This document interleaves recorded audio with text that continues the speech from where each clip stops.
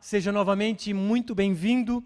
Você que está nos acompanhando ao vivo pelo Instagram da Igreja Aviva, pelo meu próprio Instagram, ou mesmo você que nos acompanha pelo YouTube, porque esse vídeo vai estar gravado no nosso canal. E se você quiser ver depois, irmãos, vocês que estão nos vendo ao vivo, quiserem ver na nossa plataforma YouTube, você é nosso convidado, se puder curtir o nosso canal, porque precisamos que essa ferramenta seja aperfeiçoada e multiplicada para alcançarmos mais pessoas, né? Enfim, novamente você é muito bem-vindo. O nosso culto de celebração, o culto de Páscoa, já tivemos o nosso período de louvor. Agora eu quero convidá-lo a novamente fazer uma breve oração, né? Lembrando que estamos aqui juntos para celebrarmos a Páscoa, e trago como tema da ministração hoje, Jesus, a nossa Páscoa. Convido você aí em casa a curvar sua cabeça, fechar os olhos e estar comigo junto em oração. Senhor Jesus, reunidos em Teu nome, reunidos como igreja do Senhor Jesus Cristo, reunidos pelo poder do Espírito Santo, reunidos em espírito por meio das mídias sociais. Obrigado. Obrigado pela oportunidade que estamos tendo em meio a essa crise, em meio a essa grande prova, uma oportunidade de crescermos, de aprendermos a viver em fé, de confiarmos mais no Senhor, de também inclusive usarmos dessas ferramentas tecnológicas para espalharmos as boas novas ao redor do mundo, porque o mundo carece das boas novas, o mundo carece de esperança, o mundo anseia ansiosamente pela manifestação dos filhos de Deus. Portanto, eis-nos aqui, Senhor. Usa-nos, Espírito Santo, somos Teus instrumentos, para a glória do nome do nosso Senhor Jesus Cristo.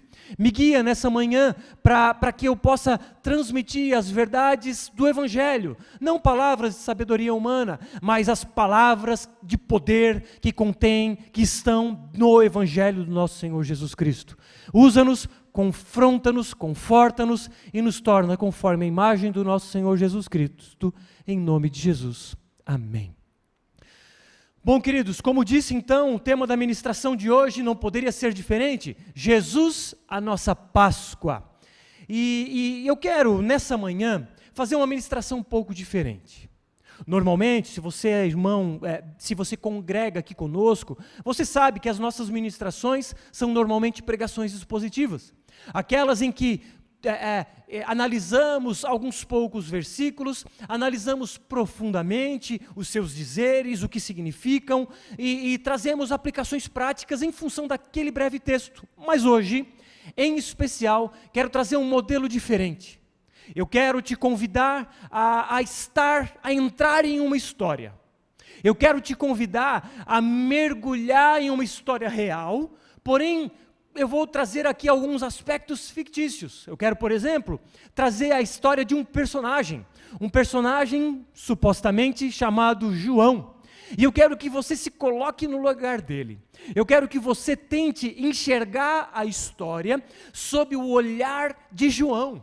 Ou seja lá, Maria, enfim, mas tente entrar na história dele, e você vai ver que em alguns momentos eu vou usar essa história na primeira pessoa, e eu vou falar como se eu fosse esse João, para que a gente possa enxergar mais e entrar mais nessa história. Então, vamos comigo, seja bem-vindo nessa história, João, Maria, coloque-se no lugar dele, e vamos iniciar essa história.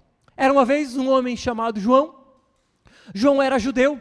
João era contemporâneo de Jesus. João era de uma família tradicional judaica. Ele morava na Galileia dos gentios, junto a muitos outros judeus que estavam dispersos, longe de Jerusalém. João havia sido circuncidado, havia sido apresentado no templo quando pequeno. Ele havia estudado aos pés de grandes rabinos judaicos.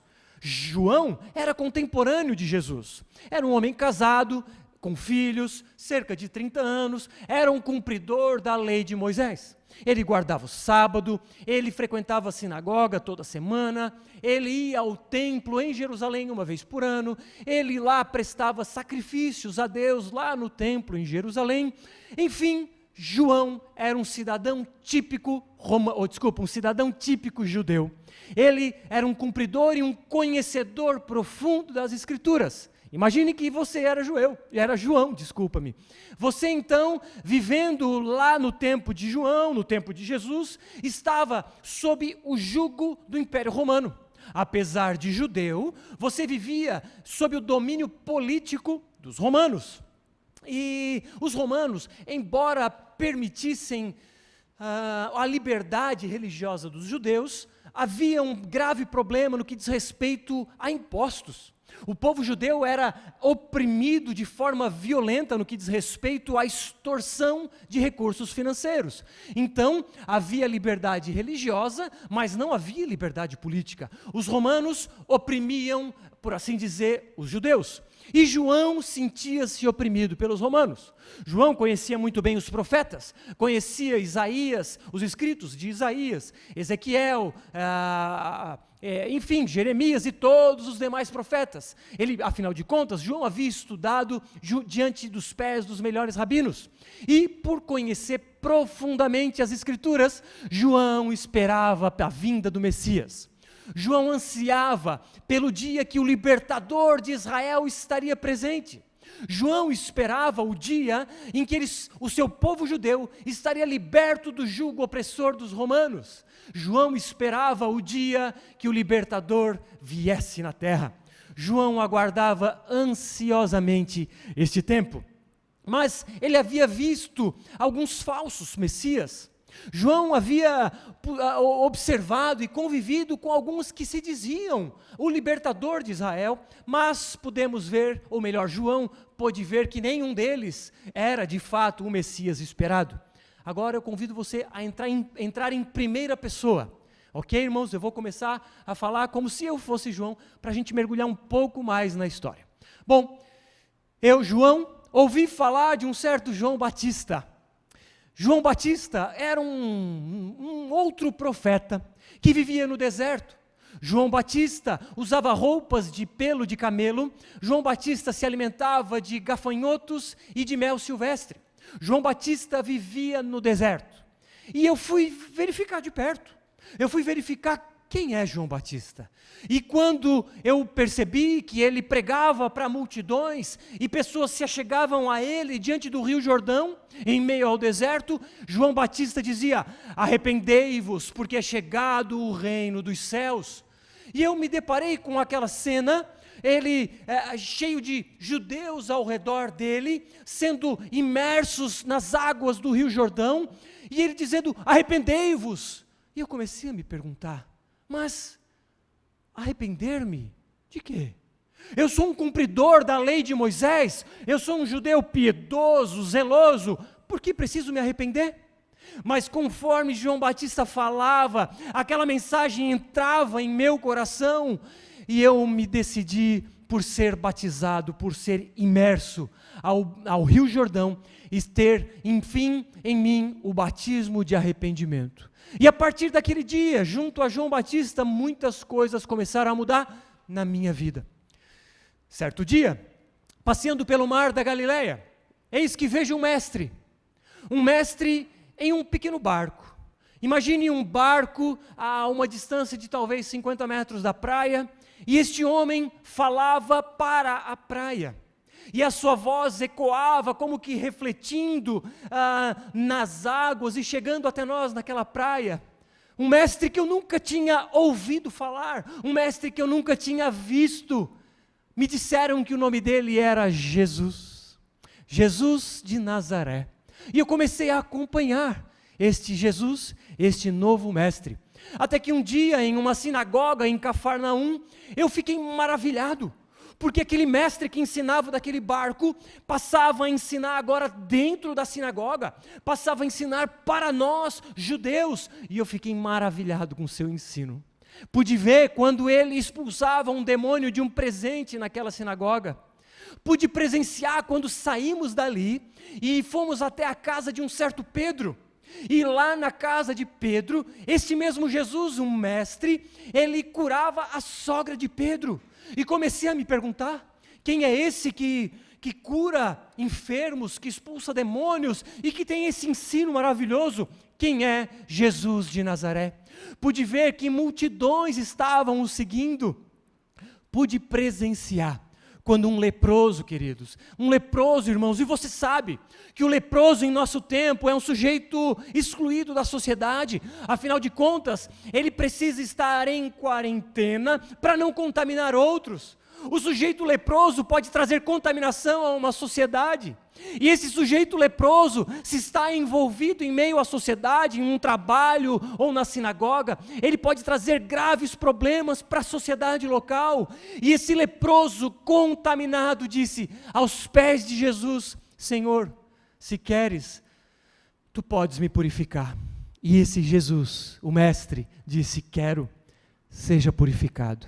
E o leproso, esse doente que contaminava aqueles que estavam ao seu redor e que por hora estava em quarentena excluído, havia sido purificado. Vi também um certo dia, quando estávamos reunidos em uma casa, e nós mais uma vez ouvindo os ensinamentos desse mestre, quando que de repente 4 homens abrem o telhado dessa casa, e de repente por uma marca começam a içar, a descer o corpo de um enfermo. Esse enfermo estava paralítico. Tamanha fé destes homens. E Jesus, este mestre, disse: filho, os teus pecados estão perdoados. E ele também disse: agora, pega a tua maca e pode ir caminhando para a tua casa. E esse paralítico ficou curado. Que mestre é esse? Que mestre é esse que ensina a tal ponto de que multidões o seguem? Certa vez ouvi quando ele disse a seguinte frase: quem ouve a minha palavra e crê naquele que me enviou, tem a vida eterna. E eu disse comigo mesmo: eu quero a vida eterna. Mas até então, os ensinos que eu tinha diziam que para herdar a vida eterna eu preciso cumprir uma série de regras. Que novo ensino é esse que diz que não é por fazer, mas é por crer? Que novo ensino é esse que diz que não é por obras, mas por fé? Eu quero herdar a vida eterna, portanto não preciso fazer, mas preciso crer. Que ensino maravilhoso é esse, que contrapõe em muito os ensinos dos nossos religiosos, escribas e fariseus. Vejo milagres, vejo ensinos da parte de Deus. Seria ele o Messias? Seria ele aquele que Isaías tanto falou? Seria este aquele que Zacarias profetizara? Será ele o libertador de Israel? E eu segui acompanhando o mestre, até que numa determinada manhã, estávamos diante dele em um monte com uma multidão ouvindo, quando ele disse: bem-aventurados os que choram, porque serão consolados. Lembrei nesse exato momento da minha cidade na Galileia, que naquele exato momento estava sendo acometida por uma doença, por um tipo de epidemia, por assim dizer, e muitas pessoas do meu convívio morriam. Muitas pessoas do meu convívio estavam doentes, muitos perderam os seus empregos e já não tinham o que comer. E ele disse novamente: bem-aventurados os que choram, porque serão consolados. Bem-aventurado você, irmão, que me ouve. Bem-aventurado você que chora. Certamente esse tempo que passamos nesse momento trará grandes ensinamentos para nós. Mas nesse mesmo ensino, nessa mesma palavra que ele nos dava nesse monte, ele disse: vocês são o sal da terra e a luz do mundo. Quando entendi que o meu papel na terra era fazer a diferença, não era ficar envolto à minha comunidade, circunscrito às paredes da sinagoga ou da igreja em nossos dias, mas o meu papel era influenciar o mundo lá fora. O meu papel era fazer a diferença naqueles que estavam ao meu redor. Certo dia aprendi a orar. Eu, quando que orava na sinagoga, em pé, batia no meu peito e dizia: Senhor, obrigado porque eu sou tão bom, obrigado porque eu oro, obrigado porque eu jejuo, obrigado porque eu dou o dízimo, obrigado porque eu sou muito bom. E era desse jeito que eu orava, em pé, para que todos me vissem. Mas um dia eu aprendi que a forma certa de orar era assim: Pai nosso que estais no céu, santificado seja o teu nome, venha a nós o teu reino, seja feita a tua vontade, assim na terra como no céu. O pão nosso de cada dia nos dai hoje, perdoai as nossas ofensas, assim como nós perdoamos a quem nos tem ofendido. E não nos deixeis cair em tentação, mas livra-nos do mal. Amém. Eu estava junto dele, quando que ele caminhando em meio à multidão, se deparou com uma viúva cujo filho havia morrido. E eu pude ver, quando ele, por meio de sua palavra, fez aquela criança ressuscitar, fez um morto vir à vida. Quem é esse? Quem é esse que ressuscita mortos? Quem é esse que traz pessoas à vida? Quem é esse que perdoa os pecados? Quem é esse que traz ensinamentos do céu? Será ele o nosso Messias?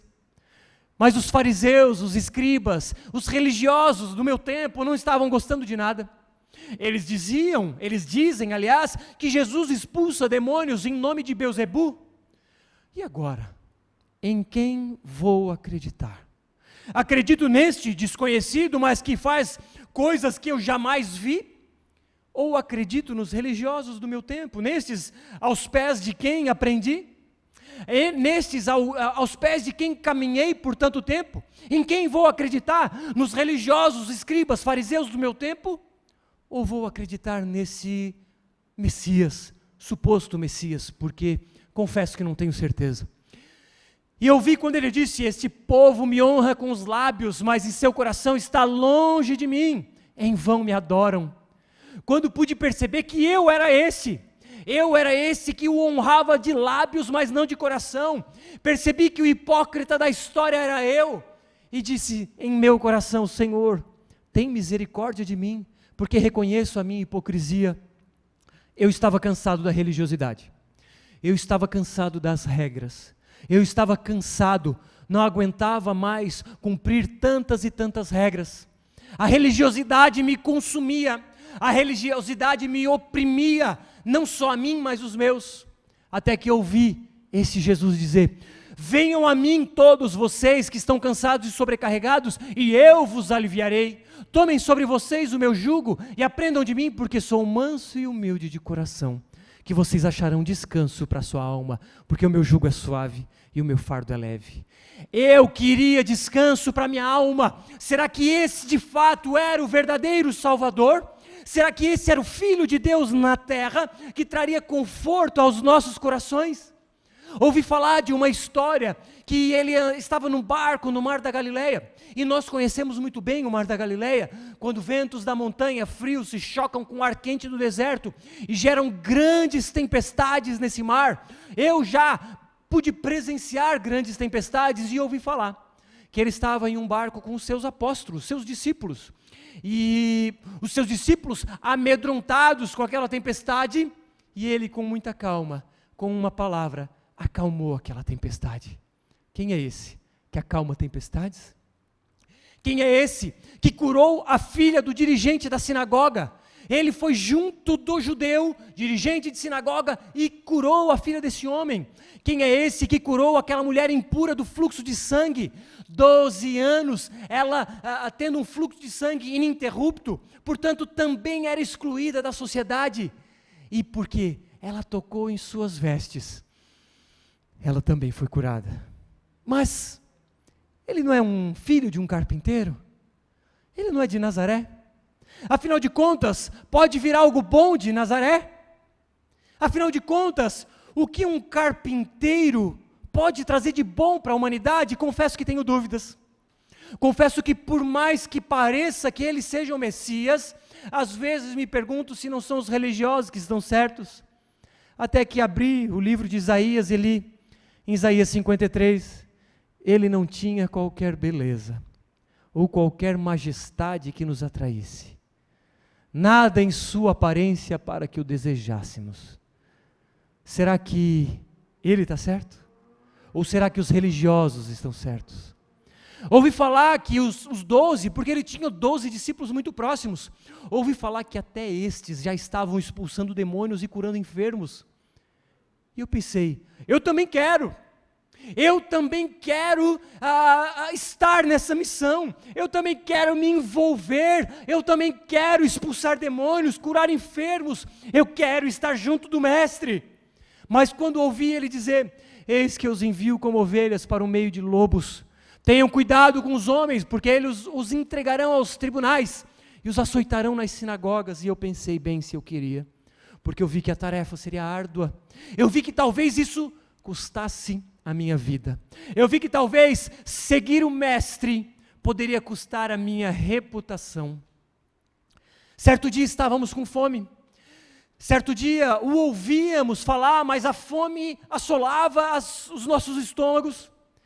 E aí de repente os seus discípulos procuram alguém que naquela multidão, éramos cerca de 5.000 homens, talvez 10.000 pessoas.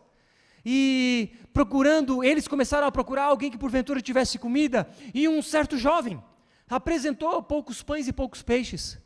Como que aqueles poucos pães e peixes alimentariam uma multidão de talvez 10.000 pessoas? Seria impossível, é óbvio. Mas eu pude presenciar um milagre. Eu pude presenciar quando aqueles poucos pães e peixes se multiplicaram e alimentaram uma multidão gigante. Estávamos morrendo de fome, mas Ele nos alimentou. Mas, além do alimento físico, Ele disse: eu sou o pão da vida. Quem vem a mim jamais terá fome. Quem crê em mim jamais terá sede. Acho que encontrei a satisfação. Acho que a verdadeira felicidade não era no que eu poderia ter ou ser, mas a verdadeira felicidade estava em me alimentar dele, Jesus. Será ele o Messias? Bom, mas eu empolgado com a ideia de que de fato ele pudesse ser o Messias, de que de fato ele era de quem os profetas falaram, Pedro, um dos seus, vem me dizer que Jesus mesmo disse a ele que ele mesmo morreria. Como? Como assim? O nosso Salvador morto? Não faz sentido, porque ele vai ser o nosso rei. Ele é o nosso libertador. Como que o nosso rei, o rei dos judeus, vai morrer? Como que o rei dos judeus pode ser rejeitado pelos próprios? Não, Pedro, não acredito em suas palavras. Pedro, não acredito que o nosso rei morrerá.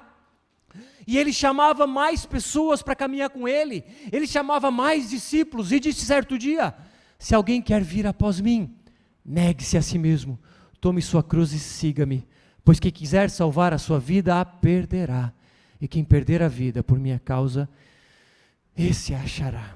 E eu disse comigo mesmo: eu quero abrir mão da minha vida, eu quero abrir mão dos meus desejos, eu quero seguir o mestre. Eu sei que por meio dele há vida, eu sei que por meio dele há salvação, eu sei que por meio dele há satisfação, eu sei que por meio dele há esperança.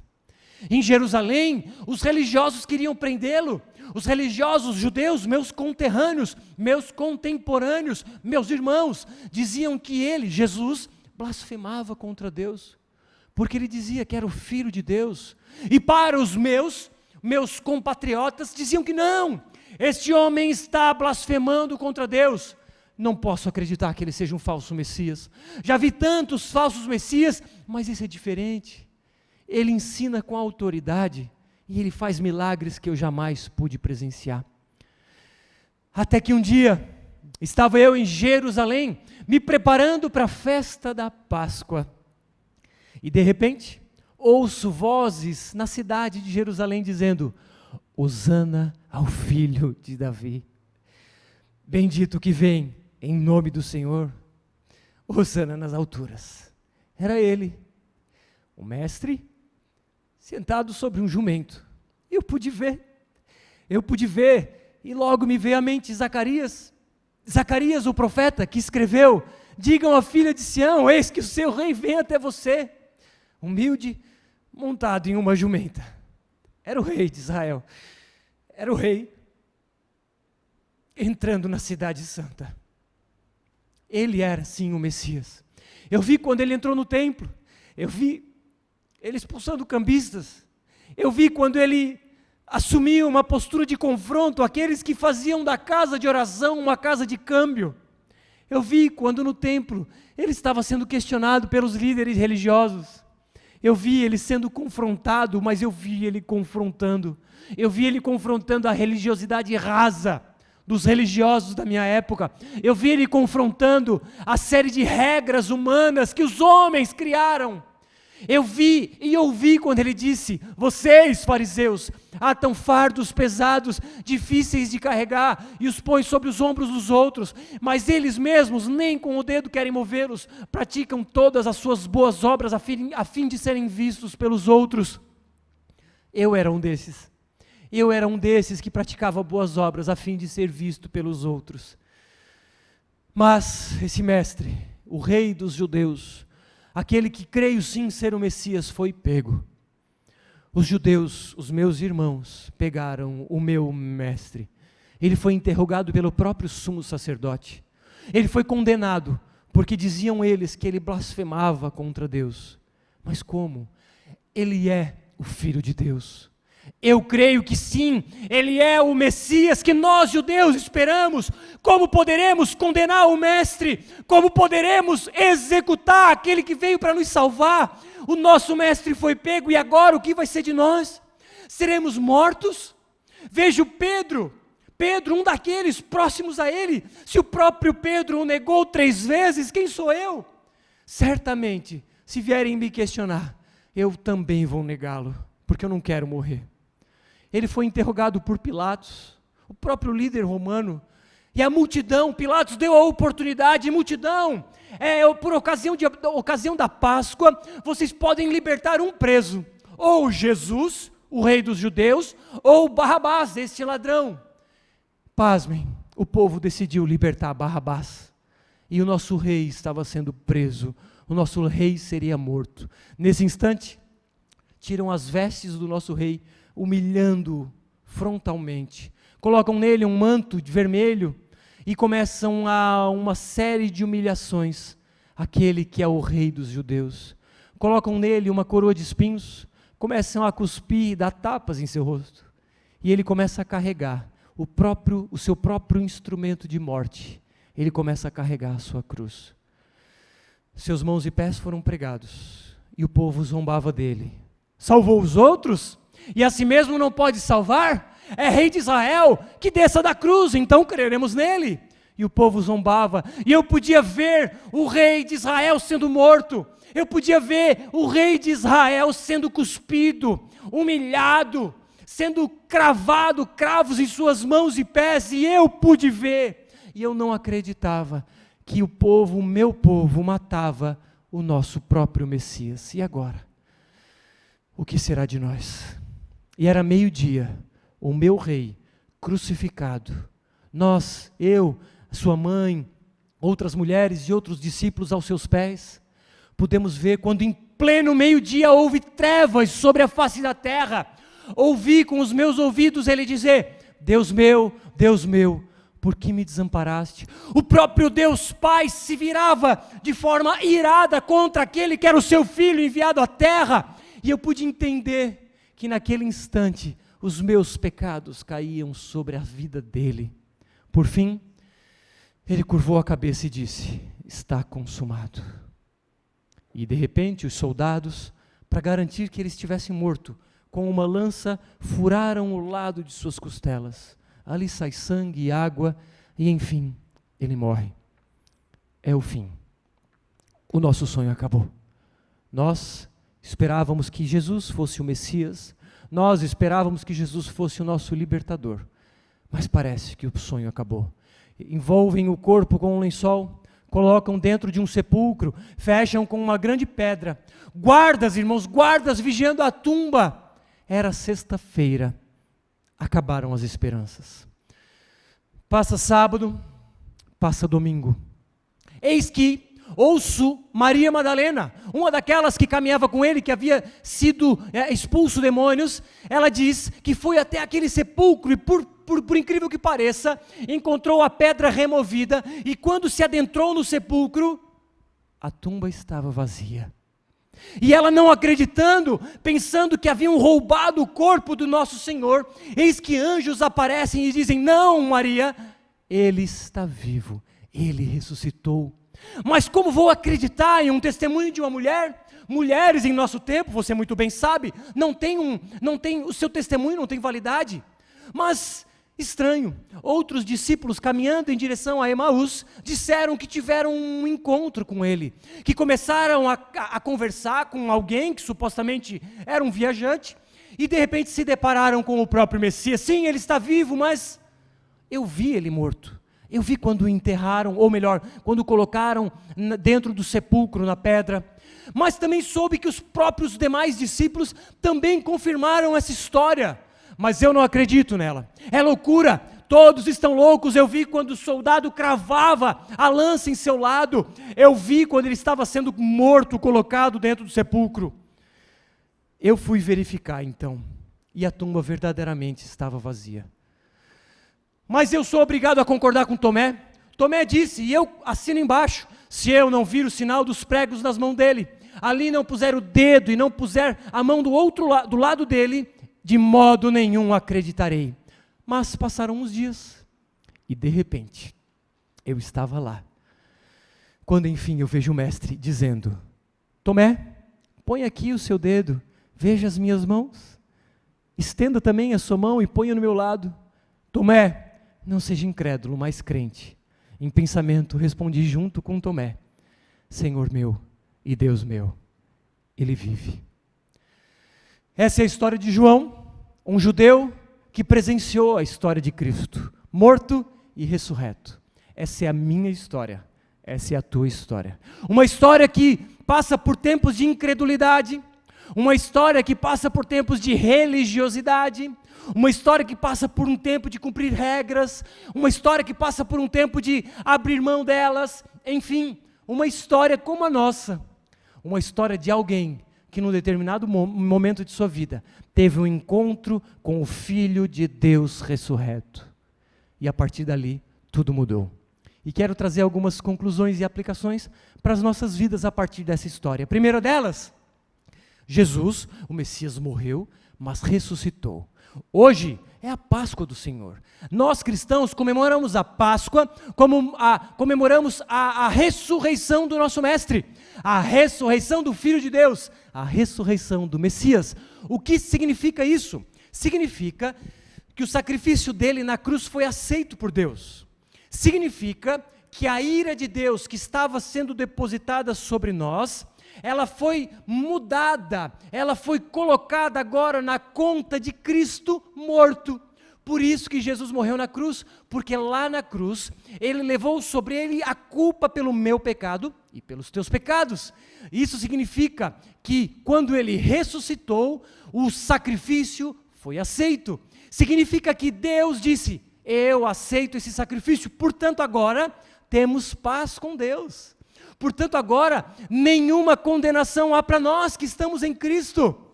E diante disso, sabemos que existe esperança. Diante da ressurreição de Jesus, nós podemos confiar de que também ressuscitaremos corporalmente. Você sabia que Jesus, quando ressuscitou, Ele ressuscitou corporalmente? Ele comeu junto aos seus discípulos. E isso nos mostra que no tempo oportuno, nós, eu e você, que crê em Jesus, com Ele ressuscitaremos corporalmente. Com Ele viveremos nos novos céus e nova terra, com um corpo glorificado, e com Ele passaremos a eternidade. Então a Páscoa nos enche de esperança e nos faz clamar, Senhor Jesus, vem!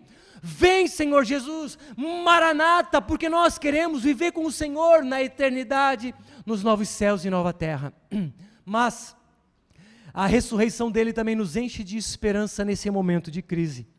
Temos a esperança de que teremos cura para esse vírus, teremos a vacina para esse vírus que assola a humanidade, teremos a cura para aqueles que estão doentes, de repente um parente seu, de repente você mesmo está acamado agora, contaminado com o vírus corona. Saiba, existe esperança para a sua cura. Saiba também que existe esperança para a cura da economia. Saiba que apesar da crise avassaladora que certamente viveremos, Deus não perdeu o controle de nada. Descansemos no poder dEle. Descansemos que Ele está no controle dos céus e da terra. Descansemos que Ele dará um jeito e nada faltará àqueles que são dEle. E também sabemos que se de repente essa doença nos pegar, se de repente esse vírus pegar um dos nossos familiares, há esperança, porque mesmo quando morrermos, sabemos que existe esperança de vida. Existe vida para aqueles que morrem, para aqueles que estão em Cristo Jesus. O segundo ponto de aplicação é que vale a pena se sacrificar. Perceba que a morte de Jesus trouxe vida a nós. Perceba que o sacrifício de um trouxe esperança para outros. A morte de um trouxe vida para todos nós. Portanto, o sacrifício de Jesus valeu a pena. Portanto, chegamos à conclusão de que o meu sacrifício e o teu sacrifício em prol de outros vale a pena. Porque às vezes você morre para um seu desejo, para uma vontade, para que outro seja beneficiado. Isso é amor. Amor implica sacrifício. Amor verdadeiro não é um mero sentimento, mas ele se traduz em obra prática. Amor verdadeiro se traduz em ação. Portanto, se você diz que ama, faça. Deixe com que esse sentimento aflore e que a luz de Jesus brilhe por meio de você, porque Ele nos amou primeiro, agora podemos amá-lo e podemos amar o próximo. O terceiro ponto de aplicação é a respeito da incredulidade. Vimos na história bíblica, que Maria Madalena, quando se depara com a tumba vazia, a primeira pergunta dela é: roubaram o corpo? Ela não acreditou, sequer lembrou que Jesus ressuscitaria. Pedro e João, da mesma forma, foram averiguar lá na tumba, viram que a tumba estava vazia e disseram: tiraram o Senhor do sepulcro e não sabemos onde colocaram. Ou seja, percebam que dois discípulos muito próximos também não se ligaram de que Jesus havia ressuscitado no primeiro momento. Da mesma forma, os discípulos no caminho de Emaús disseram: nós não esperávamos que fosse Ele quem havia de redimir Israel, mas depois de tudo isso, já estamos no terceiro dia de que essas coisas aconteceram. Ou seja, eles estavam esperando, mas não viram nada acontecer. E o próprio Tomé manteve sua incredulidade até se deparar com o próprio Cristo, dizendo: Tomé, toque em minhas mãos. Enfim, que conclusão que chegamos a partir disso? De que os nossos olhos se abrem quando nós temos um encontro com o Filho de Deus. Quando nós temos um encontro com Jesus, os nossos olhos se abrem. Mas não imagine um encontro místico, Jesus aparecendo para você. Não que isso não possa acontecer, não duvidamos e nem questionamos as experiências de cada um de vocês, mas eu quero convidá-lo a um encontro com Cristo intencional. Sabe onde você encontra Jesus? Abra a sua palavra, abra a Bíblia, porque ali Cristo está descrito. Nas Escrituras Sagradas, ou melhor, as Escrituras Sagradas são a palavra de Deus, literalmente, do início ao fim, de alfa a ômega, de Gênesis a Apocalipse. Ela é a palavra de Deus, ela não contém, ela é. É Deus falando de forma transcrita. Portanto, quer encontrar Jesus? Leia a Bíblia. Quer encontrar Jesus? Se prostre aos pés dele e diga: Senhor, eis-me aqui, transforma o meu coração. Quer encontrar Jesus? Esteja conosco nos cultos dentro e fora da comunidade, porque importa estarmos conectados. Esteja em comunhão com os irmãos. Por quê? Porque Ele está vivo e você pode ter um encontro com Ele. Quarto ponto, digo que tudo muda depois desse encontro. Irmãos, os discípulos estavam com medo. Eles estavam escondidos num cômodo, com medo de serem mortos. Mas quando tiveram um encontro com o Mestre, tudo mudou.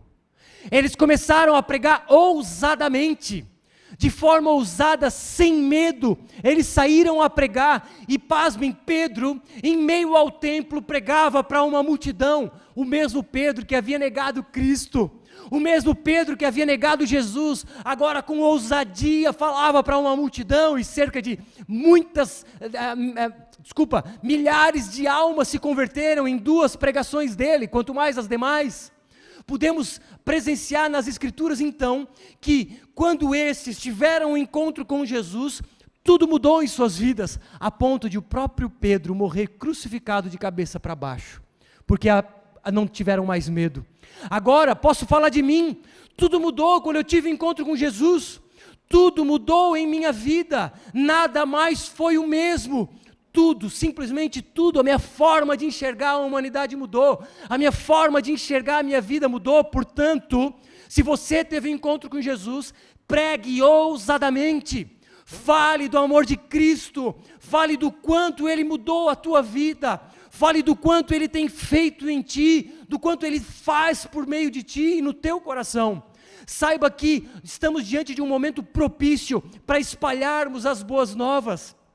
Saiba que estamos em um momento oportuno, porque as pessoas estão carentes de ouvir a palavra de Deus. Pregue em tempo e fora de tempo, porque se você teve um encontro com Jesus, você sabe muito bem que tudo mudou dentro de você. E por último, você que teve um encontro com Jesus de repente agora, saiba que se com tua boca você confessar Jesus como Senhor em seu coração, crer que Deus o ressuscitou dentre os mortos, você será salvo. Se você foi tocado com a mensagem de hoje, seja pelo Instagram, seja pelo YouTube, entre em contato com a gente, manda uma mensagem nas diversas plataformas que temos, nós entraremos em contato com você e certamente estreitaremos relação e poderemos dar os próximos passos da caminhada cristã. E finalizo com um versículo que está lá em 1 Pedro, capítulo 1, verso 3 e 4. Bendito seja o Deus e Pai de nosso Senhor Jesus Cristo, segundo a sua grande misericórdia, nos regenerou para uma viva esperança, mediante a ressurreição de Jesus Cristo dentre os mortos, para uma herança que não pode ser destruída, que não fica manchada, que não murcha, que está reservada nos céus para vocês. Porque Ele vive, existe uma esperança de uma herança nos céus, e com Ele viveremos. Vamos orar? Baixe sua cabeça. Deus, obrigado pela tua mensagem nessa manhã, uma mensagem de esperança, que revigora a nossa alma, que revigora o nosso coração, que traz vida àquele que estava morto, que traz vigor àquele que estava cansado, que traz esperança àquele que já não tem mais ela. Que o teu Espírito Santo reavive os nossos corações e que sejamos instrumentos da proclamação das boas novas, que sejamos instrumentos da proclamação da mensagem de que o Senhor Jesus vive, e em nosso meio Ele está vivo, em nome de Jesus. Irmãos, agora uns breves recados.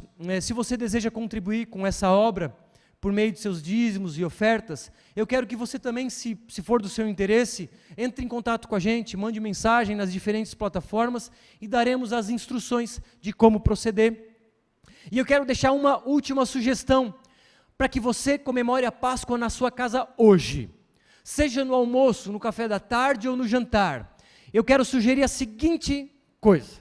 Você vai reunir a sua família, você vai abrir a Bíblia em 1 Coríntios capítulo 11, verso 23 a 30, de novo, 1 Coríntios capítulo 11, verso 23 a 30, você vai ler, e depois você vai ler 1 Pedro capítulo 1, verso 3 e 4. Você vai ler essas passagens, você vai fazer uma breve conversa sobre o que elas significam, você vai fazer uma oração e efetivamente você vai ter a alimentação com a sua família.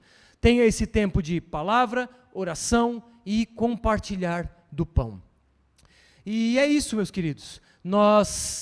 Quero te convidar a ficar ligado nas nossas mídias sociais, fique ligado no nosso Instagram, no nosso Facebook, conecte-se no nosso YouTube, se você pode se inscrever no nosso canal para que a gente possa fortalecer essa ferramenta e poder trabalhar mais na expansão do reino de Deus.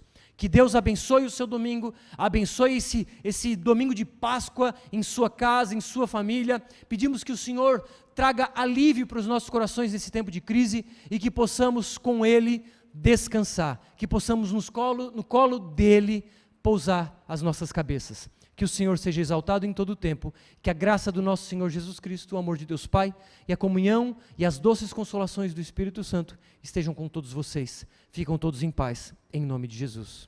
Até logo.